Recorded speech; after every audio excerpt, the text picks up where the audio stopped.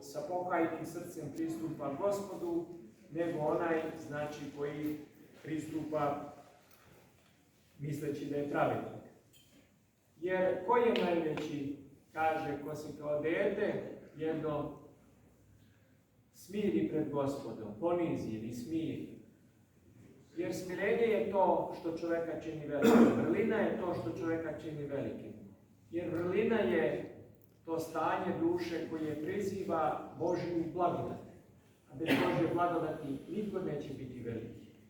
Zato, braći i sestre, ugledajmo se u svom pristupu Bogu na ovu grešnicu koja je pristupila Hristu i pristupila mu je sa, znači, dubokim pokajanjem, sa krajnjim otvaranjem srca, sa krajnjom skrušenošću, sa krajnjom smirenošću. Na takav način da pristupamo Gospodu, jer kaže, pogledat ću na onoga koji je skrušen i smiren srcem.